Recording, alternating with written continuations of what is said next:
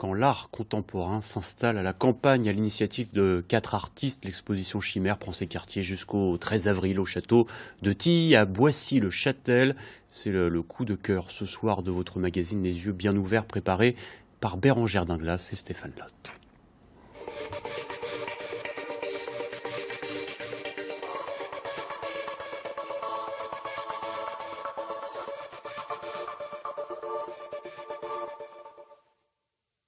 Bonjour, pour cette nouvelle édition des Yeux Bien Ouverts, je vous emmène découvrir un château méconnu, celui de Tilly, dans l'Eure, à Boissy-le-Châtel, pas très loin du Bec-et-Loing, un édifice datant de la Renaissance qui a accueilli François Ier et qui est inscrit aux monuments historiques.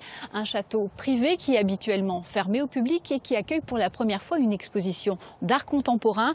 Amener l'art au plus près d'un public qui en est généralement éloigné, c'est toute l'idée de ce projet intitulé Chimère, des œuvres à voir gratuitement pendant 2 semaines. Du feu. Du feu, d'accord. Oui, vas-y. Une vague. Eh, regardez. Il y en a un qui a vu un volcan, il y en a un qui voit du feu, il y en a un qui voit le soleil, il y en a un qui voit... Qui voit une vague. Une vague, volcan. Mais vous voulez que je dise moi ce que je vois là ? Découvrir des artistes contemporains et échanger avec eux, une opportunité exceptionnelle pour ces élèves de l'école de Boissy-le-Châtel. En 2 semaines, tous les enfants vont ainsi venir au château rencontrer les peintres qui sont sur place chaque jour pour accueillir les visiteurs. Donc il y a un rapport de proximité qui, moi, me semble intéressant. Et puis aussi, s'instaure une rencontre et aussi un dialogue. Les spectateurs qui viennent ici sont peut-être moins habitués à se laisser séduire ou à se laisser emporter par les œuvres. Alors il y a cette espèce d'émerveillement, et puis aussi de questionnement, et puis aussi d'incompréhension. Mais ça, c'est la règle. Amener l'art contemporain habituellement réservé aux galeries dans un milieu rural, c'est tout l'objet de cette exposition gratuite. À l'origine de ce projet, Fabien Chevrier, qui vit à quelques kilomètres du village, mais aussi Nicolas Gaziorowski. Voilà 5 ans que le peintre s'est installé à Bernay.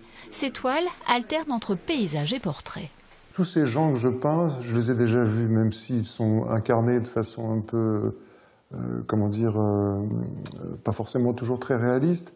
Mais ce sont des postures et des émotions que j'ai déjà vues chez les gens.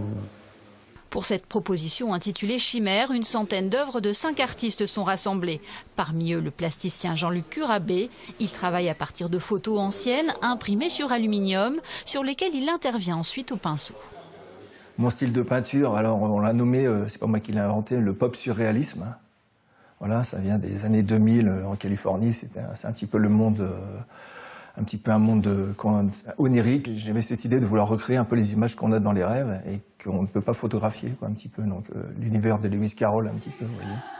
Des peintures et des sculptures visibles chaque après-midi. Pendant le week-end pascal, lecture, performances et projections enrichiront le programme. C'est super, le paysage, c'est vraiment... Allez, c'est parti pour d'autres idées de sortie. Au Havre, la bibliothèque de l'université propose une exposition sur le photojournaliste Guillaume Herbeau,